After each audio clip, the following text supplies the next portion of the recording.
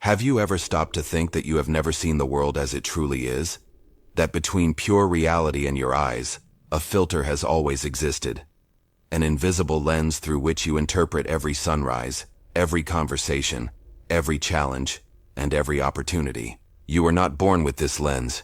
It was molded for you, drop by drop, word by word, from your very first day. It is made of the silent phrases, repeated incessantly in the theater of your mind. You are not enough. The world is a dangerous place. Love hurts. This is the most you can aspire to. This invisible lens colors every experience. It projects the shadow of your past onto the blank canvas of the future. It doesn't allow you to see the world. It forces you to see, again and again, the reflection of your own beliefs. That lens, that incessant and often unconscious conversation, is your internal dialogue. And it is the most powerful and underestimated force in the universe. It is the silent cause behind every visible effect in your life.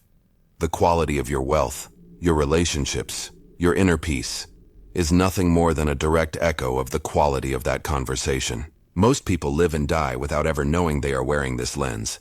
They believe that the world is, in effect, the color they see it as, and they resign themselves to living in a landscape tinted by fear and limitation. But the feeling that has brought you here, that splinter in the mind, is proof that a part of you knows there is something more. It knows that it is possible to see with different eyes. The journey you are about to embark on is that of the soul's optician. It is not about fighting against the world you see.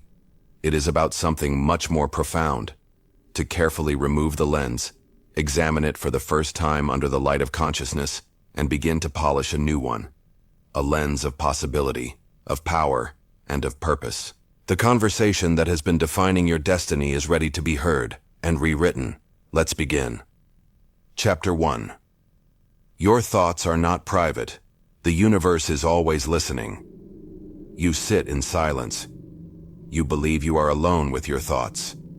In the seemingly private sanctuary of your mind, you review your fears, rehearse your arguments, dream your longings, and criticize your imperfections. You believe this intimate conversation, this incessant monologue, is your best-kept secret, a private show with no audience. The first truth we must understand to reclaim our power, the one that serves as the foundation for all that follows, is as simple as it is unsettling. Your thoughts are not private. Every thought you have is not a silent, abstract event confined within the limits of your skull. It is a pulse of energy. It is an electrical impulse that travels through the neurons of your brain, and each impulse generates a measurable electromagnetic field. Every feeling that accompanies that thought, the emotion of fear, joy, love, scarcity, emanates from your heart and your body as a wave, a vibrational signature that expands far beyond your skin. Your entire being is a radio station, a station that is broadcasting a signal 24 hours a day, 7 days a week, without rest. And the universe, that vast field of energy and intelligence in which we exist, is the perfect listener. It does not judge. It does not have an opinion. It simply listens and responds. This is the great law. The universe does not respond to your superficial desires, to the words you say aloud if you do not feel them. It responds to the dominant frequency of your transmission. It responds to the background music of your mind, to your habitual emotional state. Imagine you want to listen to a classical music symphony on the radio, frequency 105.5 FM. But you have the dial tuned to 88.1 FM, a station of static noise and jarring alarms. You can shout at the radio all day, "I want to hear Mozart." You can wish for it with all your might. But as long as the dial remains on 88.1, only noise and static will come from the radio. It's not that the radio is evil or that Mozart doesn't exist. It's a simple matter of physics, of resonance. Your life works the same way. You can consciously say, "I want abundance, I want peace, I want love." But if the background frequency of your internal dialogue is tuned to fear, self-criticism, and a belief in scarcity, that is the signal you are broadcasting. And the universe, like a cosmic radio, has no choice but to reflect the music of that frequency back into your reality. More situations that cause you fear, more reasons to criticize yourself, more experiences of scarcity. The universe does not understand words, it understands frequencies. And the most potent frequency you emit is not that of your logical thoughts, but of your deeply felt beliefs. What you feel in your body, in your heart, becomes the primary directive for the creation of your reality. Herein lies the root of human struggle. Conflict is born from incoherence. It occurs when there is a civil war between what we say we want and what we truly believe and feel. The conscious captain shouts from the bridge, "Set a course for the island of prosperity." But the dominant feeling in the engine room, the subconscious belief is, "I don't deserve it. Money is hard to come by." The subconscious crew ignores the captain's shout and obeys the vibration from the engine room, setting a course, once again, for the island of scarcity. You cannot tune the radio to the frequency of fear and expect to hear the symphony of abundance. You cannot transmit the vibration of self-criticism and expect to receive the echo of unconditional love. Reality is a perfect mirror, not of your wishes, but of your being. This understanding is, at first, confrontational. It strips us of all our excuses. We can no longer blame luck, others, or external circumstances. It places us at the center of our universe and gives us back 100% of our responsibility. But along with that responsibility, it hands us unimaginable power. Because if we are the ones broadcasting the signal, it means we have the power to change the frequency. If we don't like the music we are hearing in our lives, we can, at any moment, change the dial. The first step to changing your transmission is to become a conscious listener of your own station. Practice auditing your inner transmission. These exercises are designed to help you become aware of the signal you have been unconsciously broadcasting. Exercise 1. The Emotional Frequency Analyzer. Most of us go through the day with no idea what our background emotional state is. This exercise is to change that. Set a silent alarm on your phone, or watch to go off 3 or 4 random times throughout the day. Each time the alarm sounds, pause, no matter what you are doing. Close your eyes if you can, and ask yourself this simple question. If my current emotional state were a radio station, what would it be called? Don't overanalyze it. Just give it the first name that comes to mind. Maybe it's Constant Worry FM. Maybe Calm and Focus Radio. Maybe Criticism and Judgment Radio. Or Silent Gratitude Radio.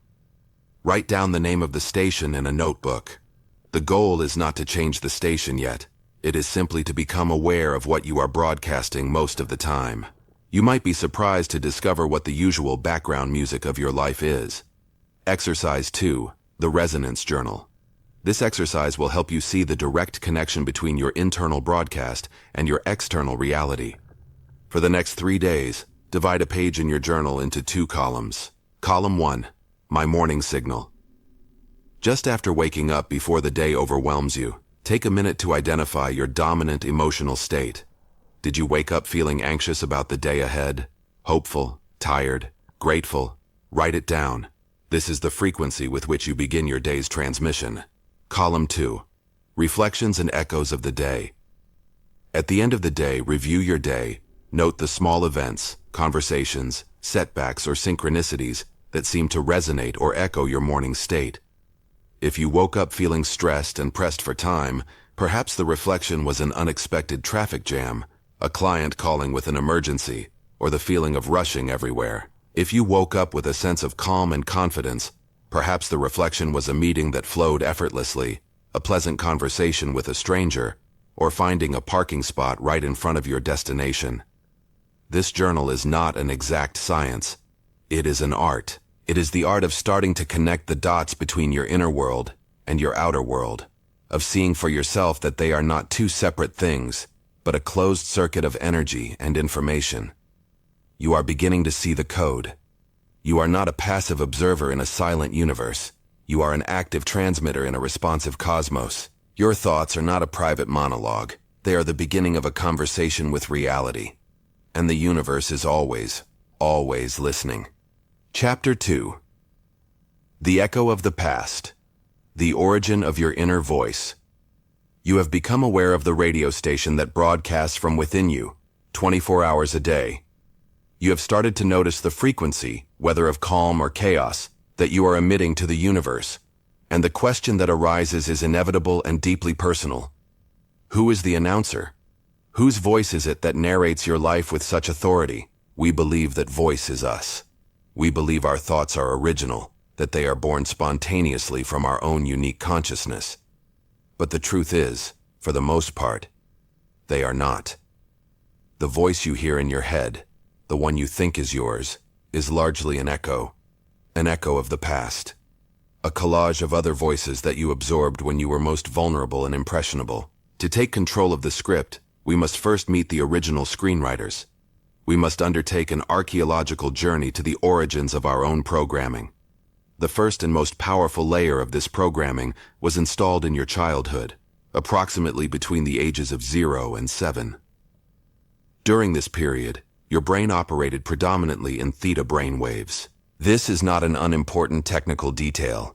It is the key to everything. The theta state is a state of hypnosis, of super learning. It is the state in which the conscious mind, the critical gatekeeper, is not yet fully formed. A child does not analyze or question the information received from the world. They simply absorb it as absolute truth. You are a psychic sponge, and the world around you is the ocean. Your first and most influential programmers were, of course, your parents or primary caregivers. They gave you your first software about reality, not necessarily intentionally, but simply by being who they were. This programming was installed in two ways. The first was verbal programming. These are the phrases you heard repeatedly, the direct suggestions that became the foundations of your internal dialogue. Phrases like, "Be careful, the world is a dangerous place." "You have to get good grades to be someone in life." "Don't cry, you have to be strong." Or perhaps, "You're so smart. You can achieve anything you set your mind to." Whether positive or negative, these phrases were not processed as mere opinions. They were recorded directly into your subconscious as fundamental laws of the universe. But the second form of programming, the nonverbal one, was infinitely more powerful. Modeling. It's not about what your parents told you. It's about what they did. It's about what they felt. How did they handle stress? With calm and resilience, or with anxiety and shouting? That became your template for dealing with adversity. What was their relationship with money? Did they speak of it with a sense of abundance and opportunity, or with constant anxiety about scarcity? That became your default relationship with prosperity. How did they treat each other? With respect, with affection, with open communication. That became your definition of love. How did they talk to themselves? Did they treat themselves with kindness and compassion, or with harsh self-criticism? That became the voice of your own inner judge. You absorbed not only their words, but their emotional state, their vibrational frequency. You learned their relationship with reality. It is crucial to understand that this programming, even if it was painful or limiting, almost always came from an intention of love and protection. Your parents taught you the rules of the game they themselves had learned, the survival strategies that had worked for them in their own lives. They gave you the map they had, believing it was the best one to help you navigate the world. Once we leave the home, the programming continues. We enter the secondary programming of society. The education system takes over, reinforcing the idea that there is a single correct answer, that making mistakes is bad, and that external validation, in the form of grades, is the main goal. We learn to seek approval from authority rather than trusting our own curiosity. And finally, the cultural matrix, the media, advertising, social networks, finishes the job, presenting us with a constant stream of images of how we should be, what we should have, and how we should feel to be accepted and happy. From the fusion of all these voices, those of our parents, teachers, and culture, the most influential character of our inner life is born, the inner critic. The inner critic is the internalization of all the authority voices from our past, whose judgment or disapproval we feared. Its original function was, in fact, protective. It was an adaptation mechanism. The voice that told you, "Don't do that," or "Dad will get angry," or "Don't say that," or the other kids will laugh at you, was trying to help you avoid pain and rejection, ensuring your survival within the family and social tribe. The tragedy is that this guardian never gets the memo that you have grown up. It continues to operate with its outdated childhood software. It continues to treat you like a scared 5-year-old, trying to protect you from failure and judgment. But in doing so, it sabotages your growth, limits your risks, and keeps you trapped in a cage of safety. The voice that once protected you has become your jailer. When you hear that internal dialogue telling you you're not good enough, you are not hearing the truth. You are hearing an echo of a parent, a teacher, a past wound. And liberation begins with the act of realizing that you don't have to believe in echoes. Practice the archaeology of your inner voice.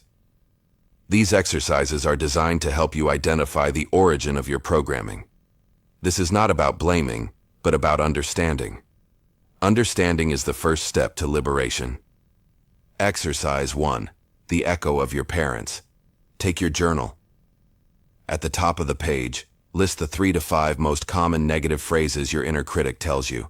Phrases like, "You're a mess," "You'll never make it," "No one will take you seriously," "You are not worthy of love." With compassionate honesty, for each of those phrases ask yourself, whose voice is this originally? Is it my father's voice, my mother's, a grandparent's, a teacher's? Try to recall a specific scene from your childhood where you heard a similar message. You don't have to remember it with perfect clarity. Often it's just a feeling.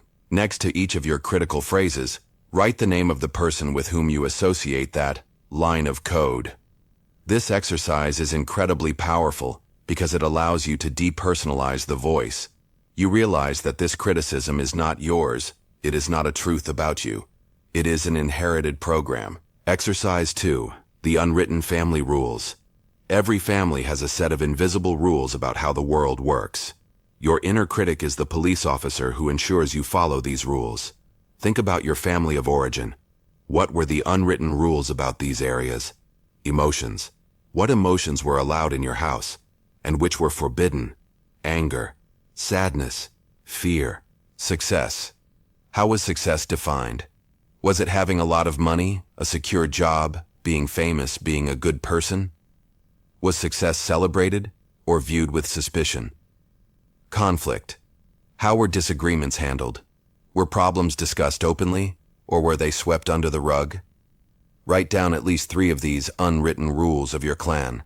You will realize that many of your current struggles stem from a conflict between these old rules and your adult desires. Exercise 3. The letter of release that you don't have to send. This is a ritual of immense therapeutic power. Choose the most painful limiting belief you have identified and the person or experience from which you inherited it. Write a letter to that person or that experience. Do not hold back. Express everything you need to express. Your pain, your anger, your frustration, how that belief has limited you. After you have emptied all the emotional charge, end the letter with an act of sovereignty. Write a paragraph that begins with something like, "I understand you did the best you could with the tools you had, and I thank you for trying to protect me. However, your service is no longer required. As of today, I, as the sovereign adult of my life, consciously choose to release this belief and adopt a new truth. I reclaim my power to write my own script." You do not need to send this letter. The act of writing it is a powerful ritual of release for your own subconscious. The voice in your head is not you. It is an echo of the past, a collage of other voices, a program running on autopilot. By realizing this, you stop being its prisoner. You no longer have to believe everything you think. You have turned on the light in the theater and have seen the narrator. Now, we must learn to differentiate its 2 main manifestations, because this voice not only criticizes and limits you. Sometimes, in quieter whispers, it also guides you. Chapter 3. The Critic versus the Guide. The 2 voices that live within you. Within you there are not 1, but 2 main voices constantly competing for your attention, for the helm of your ship. Both use your own voice, but they come from radically different places and have opposite intentions. Understanding the nature of these 2 voices and learning to discern between them is, perhaps, the most crucial skill for taking control of your script and your destiny. The first voice is the one we all know too well. It is loud, persistent, and often cruel. It is your inner critic. The inner critic, as we saw, is the guardian of your old programming. It is the internalization of all the authority figures of your past, parents, teachers, society, whose judgment you feared. Its original intention was to protect you, to help you avoid punishment, ridicule, or rejection. Its language is that of fear, warning, and limitation. It is the general of your army of saboteurs. Its tone is almost always anxious, urgent, and catastrophic. It speaks to you in absolutes. It uses words like always, never, everyone, no one. You never learn. You always ruin things. Its specialty is taking a small mistake and turning it into a prophecy of eternal failure. It focuses relentlessly on your weaknesses, on your past mistakes, and on the worst-case future scenarios. Its goal is to keep you safe within the walls of your comfort zone, and its main strategy to achieve this is shame. It convinces you that you are not good enough, smart enough, attractive enough, or worthy enough to even dare to try to leave the cell. When the critic speaks, your body reacts. You feel a contraction, a tension in the shoulders, a knot in the stomach. Your breath becomes shallow. It is the physiology of fear, the fight-or-flight response activated not by a tiger, but by a simple thought. But there is another voice, a much quieter, more subtle voice, and often completely ignored. It is your inner guide.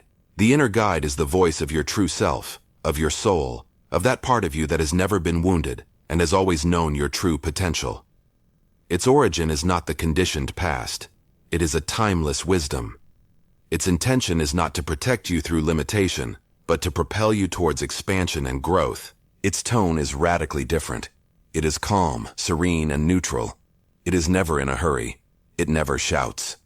Often it doesn't even present itself as a voice, but as a gut feeling, a hunch, a sense of knowing, without knowing why. It is the silent certainty. Its language is that of possibility, curiosity, and compassion. It doesn't judge you for your mistakes. It asks you, what can we learn from this? It doesn't warn you of dangers. It reminds you of your strength. It doesn't give you orders. It offers you invitations. Its goal is not to keep you safe in the past, but to guide you bravely towards your most authentic future, even if that path involves risk. When the inner guide speaks, your body also reacts, but in the opposite way.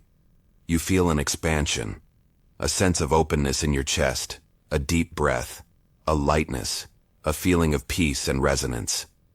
It is the physiology of trust, the great discernment. Who is speaking? Most of our lives are spent in confusion, believing that the loud, anxious voice of the critic is the only truth. The first act of power is to learn to differentiate them. Here is a guide, a series of signatures to help you identify who is in command of your internal dialogue at any given moment. Signature 1, the volume. The critic shouts. The guide whispers. For this reason, to hear your guide, you need to create silence. Signature 2, the emotion. The critic generates anxiety, fear, and shame. The guide generates peace, clarity, and calm, even if its advice is difficult. Signature 3, the time perspective. The critic is obsessed with the past, your mistakes, and the future, your possible failures. The guide always speaks to you from the present and about the potential of now. Signature 4, the focus. The critic focuses on problems, on what is wrong, on what is missing. The guide focuses on solutions, on possibilities, on your strengths. Signature 5, the body sensation. The critic produces contraction, tension, heaviness. The guide produces expansion, openness, lightness. Your job is not to kill the critic. Trying to fight it is like trying to put out a fire with gasoline. Your struggle gives it more energy, more credibility. Your job is simply to stop giving it the microphone. It is to thank it for its opinion, remembering it's only trying to protect you with outdated tools. And then, consciously, turn your attention to the whisper of your guide. Practice tuning into your inner guide. These exercises are designed to help you lower the critic's volume and amplify the guide's signal. Exercise 1. The Journal of the Two Voices. This is the most powerful discernment practice. When you are facing a decision, a doubt, or a moment of self-criticism, take your journal. Step A. Divide a page into 2 columns. At the top of the first, write, the critic's voice, fear. On the second, the guide's voice, love. Step B. In the first column, let your critic speak freely. Write down all its fears, its judgments, its worst-case scenarios, its arguments for why you shouldn't or can't do something. Don't censor it. Get it all out. Step C. Now, pause. Take 3 deep breaths. Close your eyes. And in the second column, invite your guide to speak. Write the question, Guide, what is your wise and loving perspective on this? And then, write the first response that arises without judging it. You might be surprised by the calm, compassion, and simple wisdom that emerges. This exercise externalizes the 2 voices, allowing you to see them clearly and consciously choose which one you want to follow. Exercise 2. The Whisper's Amplification. As the guide whispers, it needs silence to be heard. Commit to at least 10 minutes of uninterrupted silence each day. You don't have to meditate strictly. You can simply sit in a quiet place without a phone, without music, without books. Your only goal during this time is to listen to the silence that exists behind the noise of your thoughts. In that space of stillness, you are giving your guide's voice a chance to be heard. Often, in these moments, the solution to a problem or a sense of clarity on a subject will appear without you having looked for it. Exercise 3. The Act of Trust. Trust is built with action. Review your journal of the 2 voices. Choose a small piece of advice or a suggestion that your guide gave you. It should be a low-risk action. During the next week, commit to taking that small action. It could be as simple as making that call your critic told you not to make, or dedicating an hour to that creative project your critic considered a waste of time. This is an act of faith. You are demonstrating to your internal system, with actions, which voice you have chosen as your new authority. Each time you act on the guidance of your inner being and the result is positive, you strengthen that connection, and the guide's voice becomes a little clearer for the next time. Within you, there are not 1, but 2 voices. One keeps you prisoner in the museum of your past, repeatedly showing you your failures. The other invites you into the workshop of your future, showing you the infinite possibilities you can create. You cannot silence the critic by force, but you can consciously choose which voice you hand the helm of your life to. And that choice, repeated day by day, is the true meaning of freedom. Chapter 4. Autosuggestion, the art of planting new thoughts. This is the moment you realize that you are not the prisoner, but the guard who holds the keys to your own mind. But knowing there are weeds in your garden is not enough. Now you must take on your role as the conscious gardener. You must learn the art of deliberately pulling the weeds of self-criticism and planting, with intention and purpose, the seeds of the flowers you truly wish to see grow in the landscape of your life. The most direct, simple, and powerful tool for this task is autosuggestion. Life itself is a process of suggestion. Since we are born, we are immersed in an ocean of them. An advertisement suggests that happiness is found in a soft drink. A news headline suggests that the world is a place to be feared. A well-intentioned friend suggests that your dream is impossible. Most of us are passive recipients of these external suggestions, allowing the seeds of others to plant their roots in our garden, without question. Autosuggestion is the act of reclaiming your sovereignty. It is the art of becoming your own most influential programmer. It is consciously choosing the ideas, the seeds, that you want to plant in the fertile and impersonal soil of your subconscious mind. The principle is simple, but its power is infinite. Any suggestion, repeated with enough frequency and charged with enough emotion, is eventually accepted by the subconscious and becomes a belief. And once it becomes a belief, the subconscious, that obedient giant, will do everything in its power to manifest it in your reality. Autosuggestion is not superficial positive thinking. It is not putting on a mask of happiness to cover up sadness. It is a surgical technique to rewrite the source code of your mental operating system. For it to be effective, it must follow a series of golden rules, the laws of communication with your deep mind. The first rule: speak and feel in the present tense. This is the most common and costly mistake. We often formulate our desires in the future tense. I am going to be successful. I will be a more confident person. By doing this, we are giving a very precise command to our subconscious to keep that desire perpetually in the future. The subconscious only operates in the eternal present. It does not understand tomorrow. To impress it, you must formulate your affirmation as if your desire were already a consummated fact. Not I will be, but I am. Not I will have, but I have. By affirming your desire in the present tense, you create the feeling that it is already a reality on the plane of consciousness, the only plane your subconscious understands as real. The second rule, simplicity is power. Your subconscious mind is not an intellectual. It is an artist, a child, a dreamer.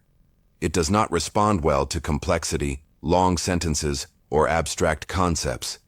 It needs a clear, brief, direct command loaded with imagery. An affirmation like, I am in the process of developing a multifaceted strategy to improve my financial situation, is completely useless. An affirmation like, money flows to me easily and constantly is infinitely more powerful. It is simple, it is direct. It creates a clear image and a sense of movement. Less is more. The third rule, the power of the positive. The subconscious, as we have already seen, does not process negatives well. It's as if it were deaf to the word not. If you tell it, I don't want to be anxious, the operative word it focuses on, the image it creates, is anxious. You are, unintentionally, reinforcing the state you wish to avoid. The rule is, always focus on what you want, not on what you don't want. Transform every negation into a positive affirmation. Instead of, I don't want to be sick, affirm, I am full of health and vitality. Instead of, I don't want to be in debt, affirm, I am solvent and financially free. Install the program you wish to run. Do not fight against the one you wish to uninstall. The fourth rule, emotion is the fuel. A thought without feeling is a dry seed thrown on concrete. You can repeat a phrase 1,000,000 times, but if you do it mechanically, like a robot, its impact will be minimal. Emotion is the water that allows the seed to germinate and take root in the subconscious. Before you start repeating your affirmation, take a moment to evoke the feeling. If your affirmation is I am a success, close your eyes for a moment and ask yourself, how would I feel if this were an absolute truth right now? Connect with that emotion. Let it flood your body. And then, from that emotional state, begin to repeat your affirmation. Now the words are not just sounds. They are vehicles charged with the vibrational energy your subconscious needs to begin building. The fifth rule, persistence creates reality. A limiting belief that has been running in your mind for 40 years is an 8-lane neural highway. Your new affirmation is a small path you are trying to clear in the jungle. You cannot expect the path to replace the highway with a single attempt. Subconscious reprogramming is not a single act. It is a construction process. It requires constant and persistent repetition. Every time you repeat your new affirmation with feeling, you weaken the old neural connection and strengthen the new one. Persistence is the key that transforms a simple thought into a dominant and automatic belief. Practice. Your auto-suggestion workshop exercise. 1. From complaint to creation. This exercise gives you a formula to transform the language of your critic into fuel for your guide. Step A. Take your journal. Write down one of the most recurrent complaints of your inner critic. For example, I never have enough time to do what I really want. Step B. Now let's filter this complaint through the golden rules to turn it into a powerful affirmation. Turn it positive. I have all the time I need for my priorities. Make it simple and direct. I am the master of my time. Add the emotional charge. I am the absolute master of my time, and I feel a deep sense of peace and freedom in choosing my priorities. Exercise 2. The nightly seeding ritual. This is your main practice for installing the new code. Choose your master affirmation. Choose one, the one that addresses the most important area of your life you want to change now. Prepare the soil. At night, when you are already in bed, relax your body completely. Plant the seed. Begin to repeat your affirmation over and over. Do it like a lullaby, gently, with feeling. Feel the emotion of the affirmation as if it were already true. Fall asleep in the conviction. The goal is for the last awareness you have before sleeping to be the feeling of your wish fulfilled. Commit to performing this ritual every night for at least 30 days. Exercise 3. The daytime anchor. To accelerate the process, you must water the seed during the day. Choose a common action you perform several times a day to be your anchor. For example, every time I take a sip of water. Each time you perform that anchor action, use it as a reminder to, for 5 seconds, mentally repeat your affirmation and connect with its feeling. This simple act keeps the new vibration active in your consciousness throughout the day, preventing old patterns from regaining full control. Your internal dialogue is not a fixed sentence, it is an editable script.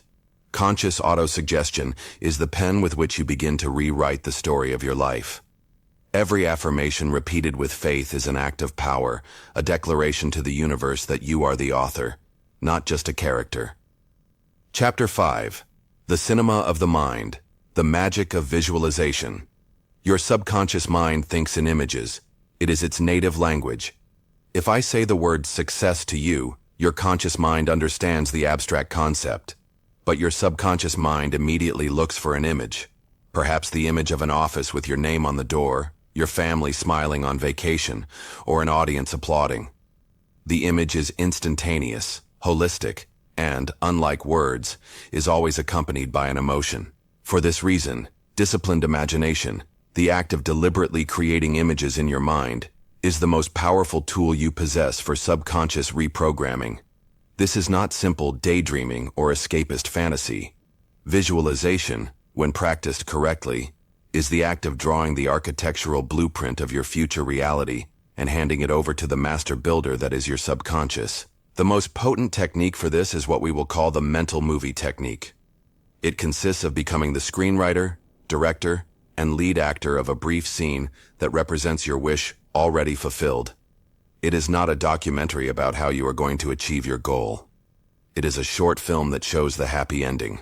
The fundamental principle that makes this technique so powerful is the key to all manifestation, evoking the feeling of the wish fulfilled. Your subconscious does not respond to the image of the car you want to have. It responds to the feeling of freedom that you believe the car will give you. It does not respond to the image of the bank account with a certain number.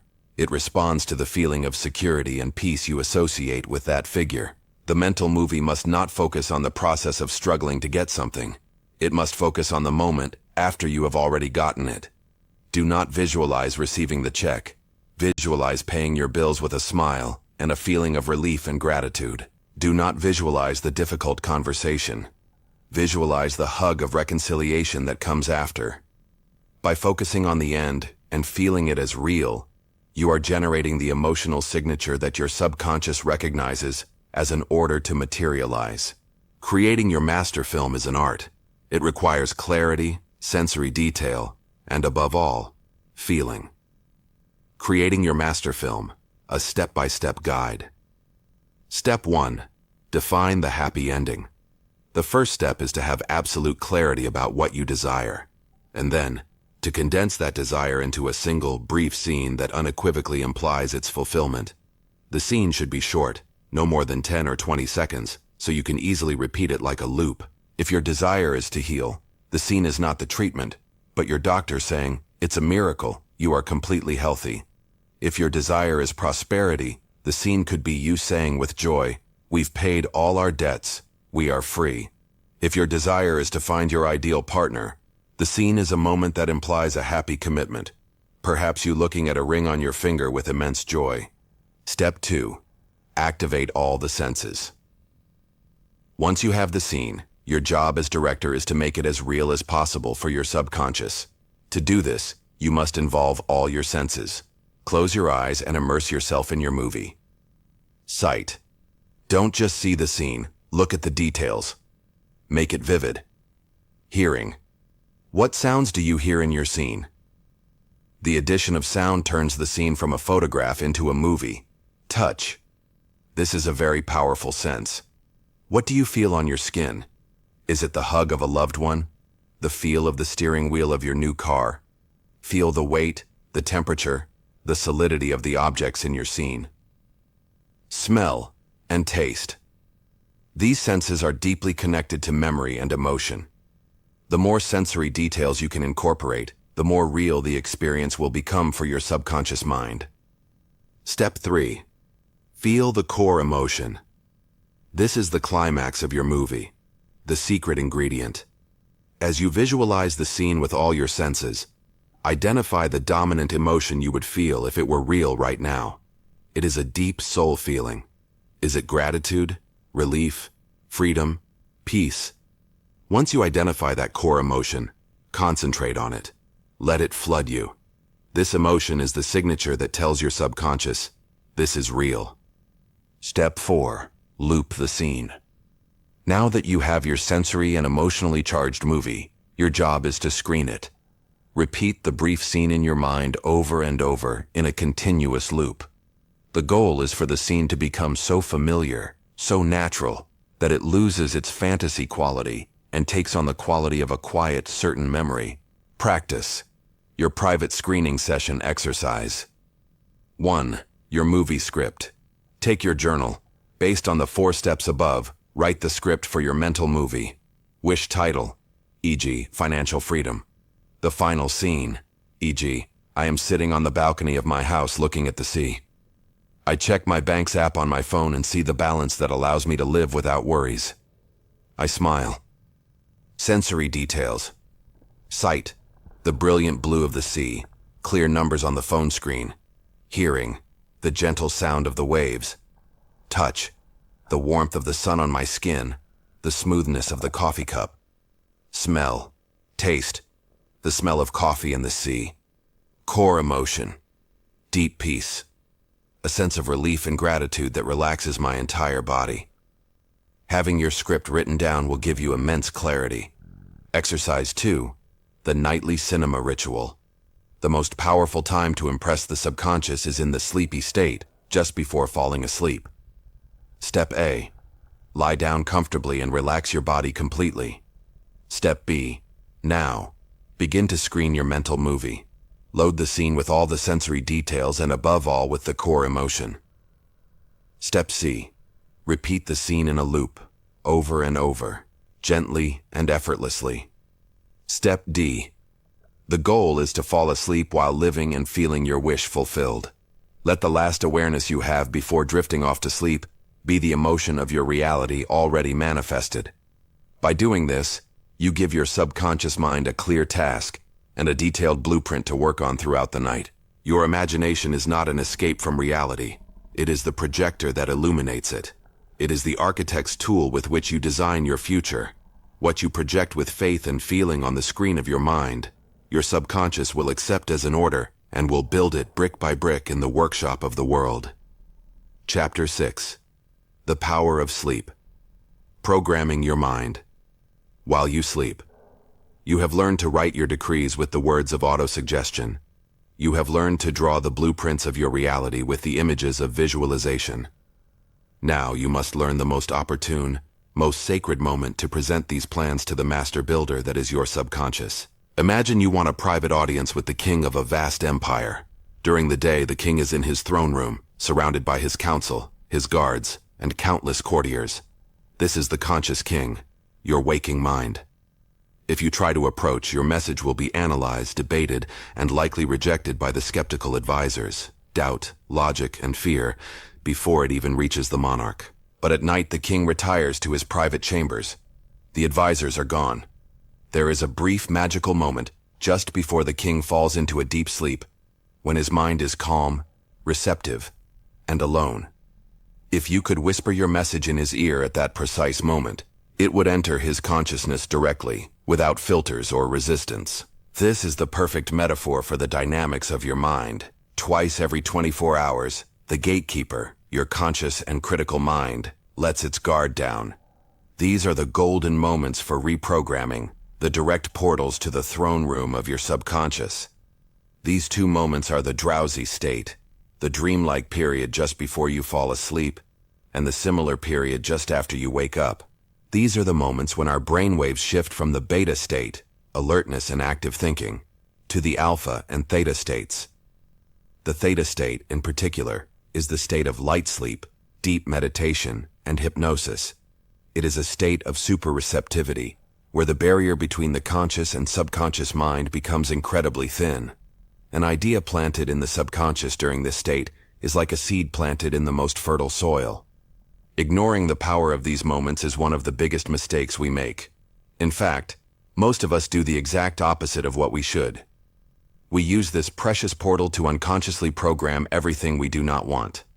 Think about your nightly routine. What is the last thought you have before sleeping? For many, it's a worry. We mentally review the day's problems and anticipate tomorrow's anxieties. We fall asleep in a bath of negative emotions. By doing this, we are handing our subconscious a detailed blueprint for more problems, more anxiety, and more conflict. And we order it to work on that for the next 8 hours. And then we wonder why we wake up feeling tired and with a sense of dread. The same thing happens in the morning. The first thing many people do upon waking is grab their phone. We immediately flood our newly awakened and highly suggestible mind with news of world crises, urgent work emails, and the seemingly perfect lives of others on social media. We are allowing the chaos of the outside world to dictate the first order of the day for our subconscious, instead of consciously setting the tone for our own reality. Taking control of these two daily portals is an act of sovereignty over your own mind. It is the equivalent of ensuring you have a private and exclusive audience with the king every night and every morning to give him your true orders. The nightly programming techniques. Technique 1. The subconscious lullaby for affirmation. This is your primary tool for programming through words. It consists of reducing your desire to a single, short, powerful phrase and repeating it like a lullaby until you fall asleep. Choose your lullaby. Condense your fulfilled wish into a brief phrase. For prosperity, it could be, "Thank you for my wealth." For healing, "I am healthy and at peace." The process. Once in bed and drowsy, begin repeating your lullaby gently and with feeling. The goal is for this phrase to be the last conscious thought you have before drifting into sleep. Technique 2. The nightly cinema for visualization. If your mind responds better to images, this is your technique. Load your movie. Be clear about your happy ending scene. The process. In the drowsy state, screen your movie in your mind. Immerse yourself in it with all your senses. Feel the core emotion of your fulfilled wish. Loop the scene over and over until you fall asleep inside it. Technique 3. The nightly counsel for problem solving. Sometimes you need an answer to a complex problem. The process. In your drowsy state, present your problem to your subconscious mind simply, as if speaking to a wise counselor. For example, "Infinite intelligence of my subconscious, I hand this problem over to you now, and reveal the answer to me at the right time." The act of faith. After making the request, the most important step is to let it go. Release the need to solve it consciously. Go to sleep with the quiet confidence that a higher intelligence is working on it. The answer will often come unexpectedly, as a clear idea upon waking in a dream or through a synchronicity. Practice. Your conscious sleep ritual exercise. 1. The sleep sanctuary. You must create an environment that signals to your brain that it's time to relax. The hour before rule. Disconnect from screens, TV, phone, computer. Blue light suppresses melatonin. Instead, read, listen to music, or take a warm bath. Total darkness. Ensure your room is as dark as possible. Exercise 2. Choose your nightly technique. Do not try to do all 3 techniques at once. Choose one that aligns with your main goal. If you want to install a new belief, wealth, confidence, use the subconscious lullaby. If you have a specific desire, a house, a job, use the nightly cinema. If you are stuck on a problem, use the nightly counsel. Commit to using one technique every night for at least a month. Exercise 3. The Dawn Notebook. Place a notebook and a pen on your nightstand. The golden rule. Upon waking, before you move, before you think, and especially before you touch your phone, lie still. The reception. Pay attention. What ideas, feelings, or images are present? This is often your subconscious's answer. The capture. Immediately write down anything that comes up before the noise of the day erases it. Your day ends, but your mind never rests. Sleep is not a pause in the creation of your life. It is the moment when the deepest work is done. By consciously taking control of the portals of sleep and waking, you stop being a part-time programmer. You become a 24-hour reality architect, sculpting your destiny even while you sleep. Chapter 7. The Secret of Gratitude. The thank you that manifests. In our culture, we often relegate gratitude to a simple formality. It is the word we say after receiving a gift, a social courtesy, a polite response. But true gratitude, the kind that has the power to transform reality, is not a reaction to something we have received. It is a cause. It is a state of being. It is, perhaps, the highest vibrational frequency a human being can emit. The law of the subconscious is clear. It manifests what we accept and feel as a present truth. And herein lies the magical secret of gratitude. When do you feel genuine, deep gratitude? You feel it after your wish has been fulfilled, after you have received the good news, after you have reached the goal. Gratitude is the natural emotional signature of the wish fulfilled. When you learn to feel gratitude before your desire manifests in the physical world, you are performing the most powerful act of faith that exists. You are sending your subconscious mind the most unequivocal signal possible that the outcome you desire is not something you hope for, but something that has already happened on the plane of consciousness. You are closing the loop, and your subconscious, upon receiving this powerful emotional impression of a consummated fact, has no choice but to get to work, to align your outer reality with this inner truth that you have already accepted. Gratitude in this sense is not a petition. It is a declaration. It shifts from the energy of pleading, please let this happen, to the energy of reception. Thank you, this is already mine. It is the fundamental shift from a poverty consciousness to a wealth consciousness. Poverty consciousness focuses on what is lacking. Wealth consciousness focuses, with gratitude, on what is already possessed. The power of gratitude also has a neurobiological basis. When we cultivate a state of gratitude, our brain releases dopamine and serotonin, the same neurotransmitters associated with happiness and well-being. It literally makes us feel good.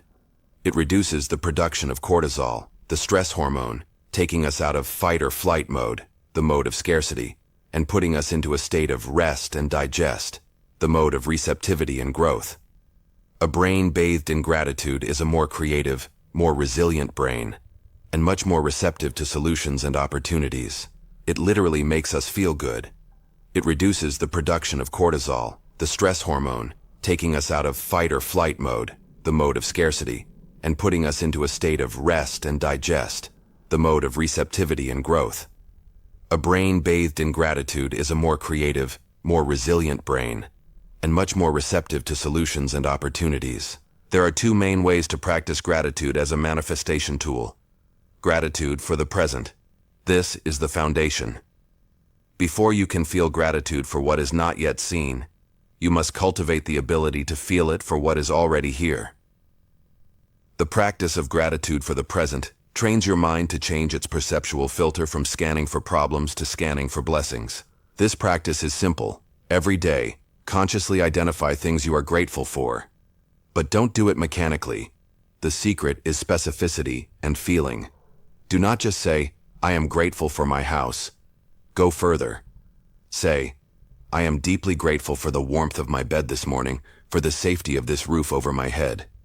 Feel the gratitude in your body. This is the thank you technique that Joseph Murphy spoke of. It consists of giving thanks for your specific desire as if you had already received it. It is the act of living in the end, not with hope, but with a quiet, grateful faith.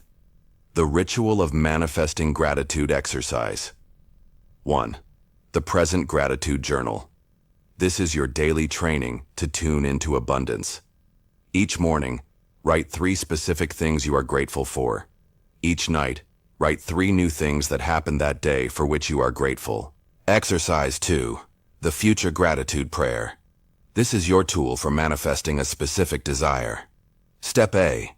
Define your desire with clarity, e.g., to get the marketing director position. Step B. Formulate the gratitude statement. Assume you have already received it and express your thanks in the past or present tense. Example: Thank you, infinite intelligence of my subconscious, for guiding me to the perfect position for me. I am immensely grateful for this opportunity to use my talents, for the wonderful compensation I receive. I feel deep joy and satisfaction. Thank you, thank you, thank you. Step C. The feeling ritual. Read this statement every night in your drowsy state. Your real job is to feel the emotion of gratitude. Feel as if you just got the job. Let the emotion of victory, relief, and gratitude flood you.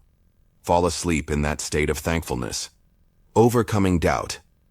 How can I be grateful for something I don't have? The answer is simple. You don't do it with your logical mind. You do it with your disciplined imagination. Your subconscious mind does not distinguish between what is real and what is vividly imagined. Your job is not to lie to yourself. Your job is to play a role, to be an actor on the stage of your mind. If you find it hard to feel gratitude for something that seems very far away, start with something smaller and more believable. Start by being thankful for an unexpected sum of $100. When that manifests, your faith will be strengthened and you can move on to the next level. Build your faith muscle with gratitude, step by step. Gratitude is the bridge between the dimension of the idea and the dimension of form. It is the final seal you put on your order for the subconscious. It is the frequency that tells the universe not "I want," but "I am ready to receive." When your desire is preceded by a "thank you," you become a co-creator who acknowledges a truth that is about to manifest. We have learned to communicate with our subconscious. We have learned to give it clear orders through auto-suggestion and visualization. And now, we have learned to seal those orders with the power of gratitude. We are equipped with the fundamental tools of reprogramming. Chapter 8. Your Right to be Rich, Programming Prosperity.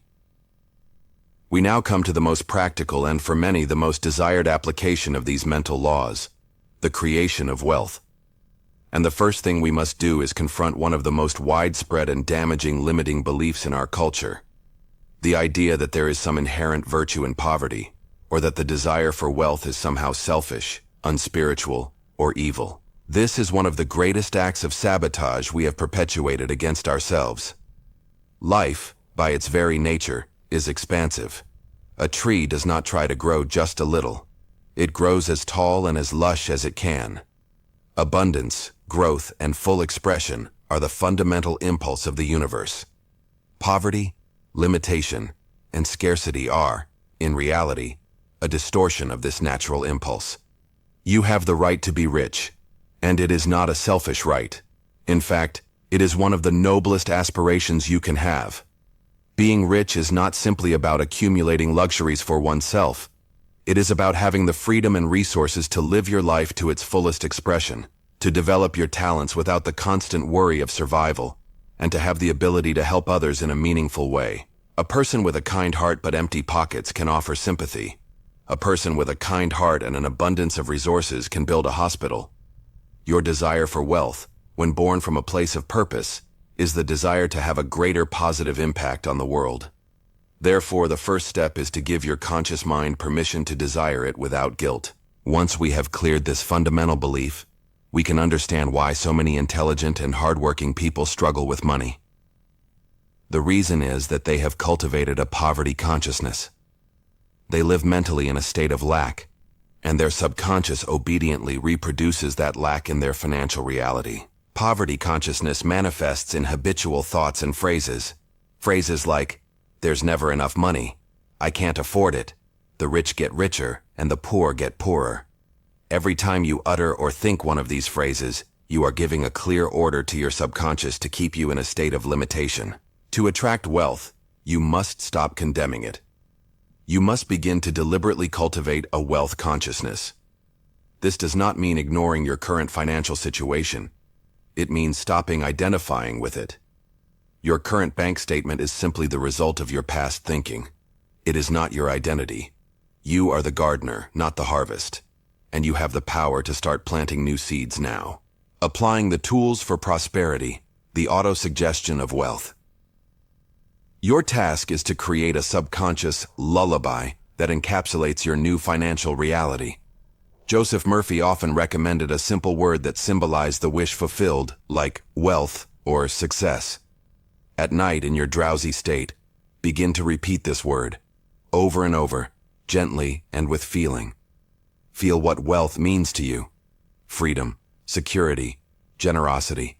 If you prefer a phrase, you can use something like, money flows to me freely, copiously, and endlessly, for my good and the good of all.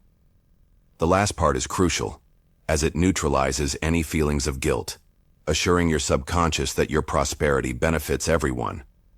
The visualization of the abundant life. Now, let's create your mental movie of prosperity. Remember, do not visualize the act of getting the money. Visualize the result, the life that abundance allows you to live. Create your final scene.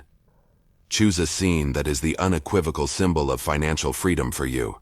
It could be the simple act of ordering in a restaurant without looking at the price. It could be the act of making a generous donation to a cause you care about, feeling the joy of giving. Load it with sensation and emotion. Immerse yourself in that scene. Feel the menu in your hands. Hear your family's laughter. Identify the core emotion, peace, freedom, joy. Anchor that emotion in your body. Screen it regularly in your nightly reprogramming sessions. The practice of prosperous gratitude. This is the accelerator. Start living in the gratitude of your wealth, here and now. Be grateful for what you have. Every time you pay a bill, instead of feeling loss, pause and give thanks for the service and for having the money to pay it. This transforms an act of scarcity into an act of abundance. Be grateful for what is coming. Integrate your financial desire into your gratitude prayer. Thank you for the wealth that is already present in my life, and for the abundance that flows to me every day in expected and unexpected ways. A case study, the story of a salesman. Joseph Murphy tells of a salesman who struggled, feeling inferior and resentful. After learning these principles, he changed his approach. Every night, he created a mental scene of a successful day, feeling the satisfaction and gratitude. During the day, he would cancel negative thoughts and affirm, "The law of abundance operates through me." Within a month, his reality began to change. He became one of the top salesmen in his company. He didn't change his job or his product. He changed his mind. And by changing his inner world, his outer world transformed to reflect it. Practice your wealth reprogramming plan. Exercise 1. The diagnosis of your financial consciousness. For the next 3 days, pay attention to your thoughts about money. Write down every time you complain about a price, feel envy, think, "I can't afford it," or feel anxiety about your bank account. Exercise 2. The 21-day wealth ritual. For 21 days, commit to this. In the morning, 5 mins. Read your wealth affirmation and feel gratitude for 3 things you already have. During the day, when a scarcity thought arises, cancel and replace it. At night, 10 mins. In your drowsy state, play your mental movie of prosperity. Feel it as real. Then, fall asleep repeating your lullaby, wealth, success. Your right to be rich is a right to life, to freedom, and to the full expression of your talents. Prosperity is not something you should chase in the outer world. It is something you must accept and cultivate within. You are the gardener of your destiny. The seeds of infinite wealth are already in your hand. Start planting them today. Chapter 9. The Inner Pharmacy. The Subconscious and Healing. We now arrive at the most intimate and, for many, the most miraculous application of the laws of the mind. We are going to explore the deep connection between your thoughts, your beliefs, and your biology. We are going to open the doors to the most sophisticated and powerful pharmacy that exists, the pharmacy you carry within you.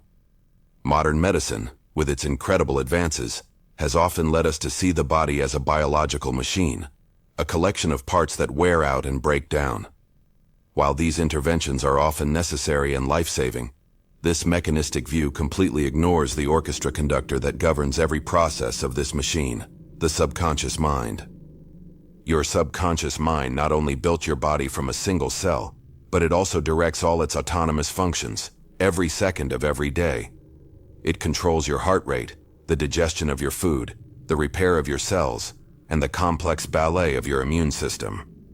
It does all of this without your conscious intervention, following the original blueprint of perfect health with which you were born. Dr. Joseph Murphy held a radical truth: all disease ultimately originates in the mind. This does not mean the illness is imaginary. The pain is real.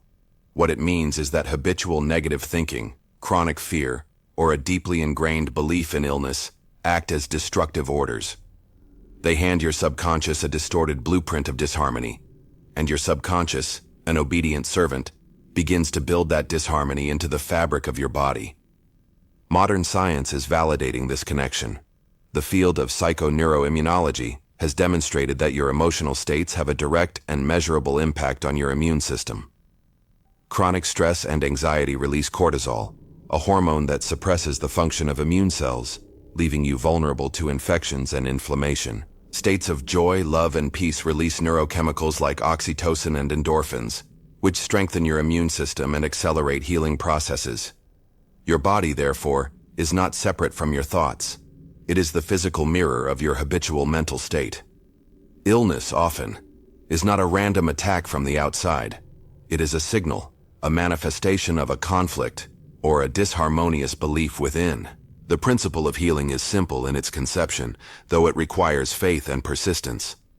It consists of stopping the planting of seeds of fear and illness in our subconscious and starting to sow, deliberately and systematically, the seeds of health, vitality, and perfection. It consists of reminding our subconscious of the original blueprint with which it was created, applying the tools for healing. The autosuggestion of perfect health. You must create an affirmation that declares your well-being as a present fact. It is crucial to avoid any thought that gives power to the illness. Do not affirm, "My illness is disappearing." Your affirmation must focus exclusively on health. Create your healing lullaby. Divine perfection and vitality flow through me, healing and restoring every cell of my body. The ritual. Every night, in your drowsy state, repeat this lullaby with a deep sense of conviction. Feel the truth of the words. Feel the healing energy flowing through you, like a golden river of light. Fall asleep with the feeling that you are already healthy. The visualization of the restored body. This is the most powerful technique for healing. By giving your subconscious a clear and vivid image of health, you are handing it the exact blueprint for repair. Create your healing movie. Focus on the end result. Imagine yourself doing something you couldn't do before, full of energy. Is it running through a park? Playing with your children without getting tired? Load it with sensory detail. Feel the strength in your muscles. Hear your own laughter. Feel the sun on your skin. Make the scene so real that your subconscious accepts it as a real experience. Feel the emotion. The key emotion here is gratitude. Feel a deep gratitude for your restored body, for the miracle of healing that has already taken place. This feeling is the most potent order you can give to your inner pharmacy. A case study. The healing of the skin. Murphy recounts the case of a man with a persistent skin condition. Every night he practiced a form of visualization. He would imagine his doctor saying, "You've had a miraculous healing." He focused on those words, repeated them, and felt the emotion of relief. Furthermore, he would cancel any negative thoughts and affirm, "My skin is perfect, clean, and healthy." After 3 months, his skin healed completely. Practice. Activating your inner pharmacy exercise. 1. The dialogue with your body. Once a day, take 5 minutes to sit in silence. Bring your attention to your body. Instead of seeing it as a source of problems, send it a stream of love and gratitude. Then, speak to it mentally. "I love you. I give you permission to heal. I trust in your innate wisdom to restore perfect order and harmony." Exercise 2. The healing light bath. This is a visualization you can do at any time. Close your eyes. Imagine a beautiful golden or white light descending from the sky and entering your head. Feel this warm, healing light flow downward through your entire body. Consciously direct this light to any area that needs healing. Imagine it dissolving any blockage or pain, restoring the cells to their perfect state. It is crucial to understand that this approach is not a substitute for professional medical attention. It is an immensely powerful complement. Follow your doctor's advice, but at the same time, do your inner work. A doctor can set a broken bone, but it is the power of your subconscious mind that actually performs the process of mending the bone. By aligning your thoughts and beliefs with the principle of health, you create the optimal internal conditions for any external treatment to work as quickly and effectively as possible. Your body believes every word you tell it. If you speak to it of illness, it will prepare for it. If you speak to it of health, it will mobilize to create it. You are the architect of your own well-being. Chapter 10. Harmonious Relationships and Overcoming Fear. The fundamental law we must understand is this. Your outer world is a mirror of your inner world. The people around you and the way they interact with you are not an accident. Often they are a direct reflection of the beliefs you hold in your subconscious mind about yourself, about others, and about life in general. If you deeply believe that you are not worthy of love, you will attract people who do not treat you with the respect you deserve, thus validating your belief. If you are convinced that people always let you down, your subconscious will ensure that you filter your experiences to focus only on disappointments, ignoring acts of loyalty, and you will behave in a way that subtly causes others to fail you. The most common mistake we make is trying to change the other person.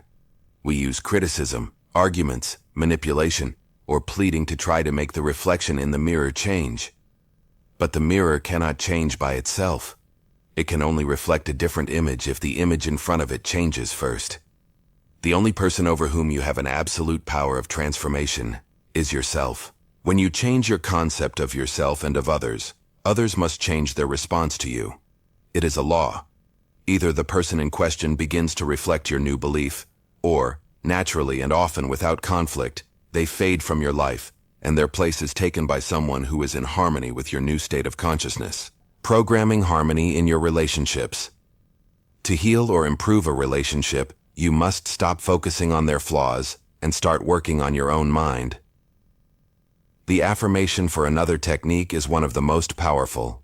Choose the person with whom you have a conflict. In a state of calm, affirm for that person all the qualities you would like them to express. If your boss is authoritarian, instead of feeding your resentment, relax and affirm, I think of boss's name. I wish them peace, harmony, wisdom, and understanding. I recognize the divine intelligence within them. I radiate peace and goodwill towards them, and they return it to me.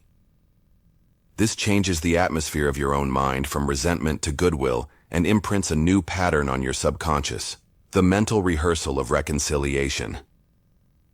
If you have to face a difficult conversation, use the cinema of your mind to rehearse the movie of harmony. Enter your drowsy state. Imagine a calm and peaceful conversation. Don't focus on the words, focus on the emotion. Imagine yourself listening with empathy and speaking with kindness. Visualize the other person being receptive. Bring the scene to a harmonious conclusion. A handshake, a hug, a smile of mutual understanding. Feel the emotion of reconciliation and peace, as if it were already real. Repeat this mental movie over and over. By doing so, you are impregnating your subconscious with the feeling of harmony, and it will find the means to bring it into your experience. Dissolving fear from the root. Fear is the great saboteur of life. Fear in its essence is simply a negative thought, a mental movie of a catastrophic future, watered with intense emotion.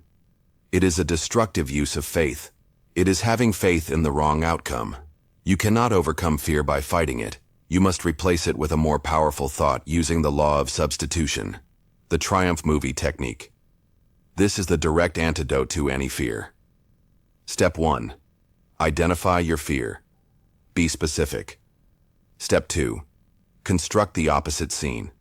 Create a short, vivid mental movie of yourself successfully and joyfully doing what you fear.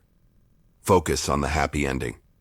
If you fear flying, Visualize arriving safely and telling yourself, "That was a wonderful trip." If you are afraid of public speaking, do not visualize the start of the speech. Visualize the end. Hear the enthusiastic applause. See people congratulating you. Feel the immense satisfaction and relief of having done wonderfully. Step 3. Screen it with persistence. Every time the thought of fear appears, use it as an alarm to immediately project your triumph movie. Practice, the architect of your emotional world exercise. 1. The relationship laboratory. Choose one relationship to improve. For 30 days, commit to not criticizing that person. When a critical thought arises, replace it with a positive affirmation for them. Every night, dedicate 5 minutes to the affirmation for another ritual. Simply observe any changes. Exercise 2. The exorcism of a fear. Choose a medium-sized fear. Write the script for your 20-second triumph movie, detailing the senses and the final emotion of relief and joy. Commit to screening this mental movie at least 3 times a day with the greatest emotional intensity you can muster. Your outer world, your relationships, your fears, and your hopes are a direct reflection of the conversation you have with your subconscious mind. When you stop blaming the mirror and start working on the face being reflected in it, the world has no choice but to show you a new image. Harmony is not something you find in others. It is something you cultivate in yourself and then radiate out to the world. Courage is not the absence of fear. It is the conscious and disciplined choice to feed a thought of faith that is bigger than the fear. You have received the keys to the kingdom. You have learned the laws and techniques to unlock the power of your inner giant, to shape your prosperity, your health, your relationships, and your courage. The only question that remains is, what are you going to build? Our journey began with the image of a sleeping giant, an immense power that lay dormant within us. We have journeyed through the operating manual of our own mind, discovering the 2 captains who govern our ship and the supreme law that rules them, the law of belief. We have learned the language of the engine room, that of imagination and feeling, and we have practiced with the tools of the mental architect, autosuggestion, visualization, and gratitude. We have seen how to apply this power to shape our prosperity, our health, and our relationships. The power, as you have seen, has always been within you. It is not something you acquire, it is something you recognize. The subconscious is not an external force you must conquer, but a faithful servant awaiting your orders, and that makes you, your conscious mind, the most important figure in your universe.